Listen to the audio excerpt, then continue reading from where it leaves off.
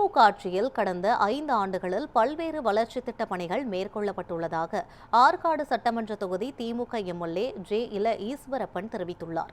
இது தொடர்பாக அவர் வெளியிட்டுள்ள அறிவிப்பில், இளைஞர்களின் உடல் நலத்தை மேம்படுத்தும் வகையில் கடந்த 5 ஆண்டுகளில் மட்டும் சுமார் 50 உடற்பயிற்சி கூடங்கள் சட்டமன்ற உறுப்பினர் தொகுதி மேம்பாட்டு நிதியின் கீழ் அமைக்கப்பட்டுள்ளன. மேலும் ஆற்காடு நகரத்தின் நீண்டகால கோரிக்கையாக இருந்த புறவழி சாலை 100 கோடி ரூபாய் மதிப்பீட்டில் அமைக்கப்பட்டு தற்போது பொதுமக்களின் பயன்பாட்டில் உள்ளது.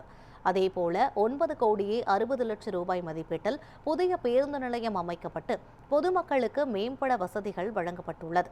மேலும் 1 கோடி 65 லட்சம் ரூபாய் மதிப்பீட்டில் நவீன எரிவாயு தகன மேடை அமைக்கப்பட்டு இறுதி சடங்குகள் இலவசமாக நடைபெறும் வகையில் பராமரிக்கப்பட்டு வருகிறது.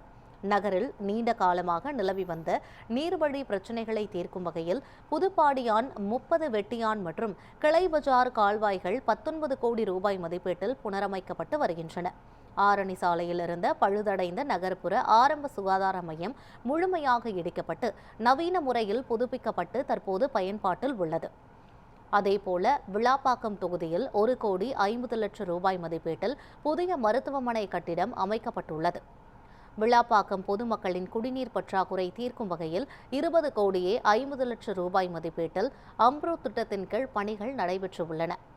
அரசு பெண்கள் மேல்நிலைப் பள்ளியில் புதிய வகுப்பறைகள் அமைக்கப்பட்டுள்ளதுடன் ஸ்கூல் ஆஃப் எக்ஸலன்ஸ் திட்டத்தின் கீழ் 6 கோடி ரூபாய் மதிப்பீட்டில் கட்டிடங்கள் புதுப்பிக்கப்பட்டுள்ளன.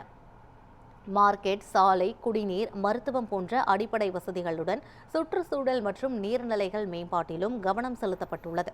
குளங்கள் புனரமைப்பு, அணைகள் கட்டுதல், வாய்க்கால் புனரமைப்பு போன்ற பணிகள் பல கோடி ரூபாய் மதிப்பீட்டில் மேற்கொள்ளப்பட்டுள்ளது.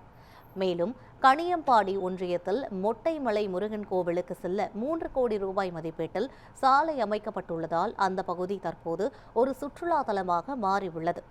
அதேபோல பாலாறு அணைக்கட்டு மற்றும் பல தடுப்பணைகள் புனரமைப்பு மற்றும் புதிதாக கட்டும் பணிகள் மூலம் விவசாயத்திற்கும் நீர்வள மேம்பாட்டிற்கும் ஆதாரம் உருவாக்கப்பட்டுள்ளது.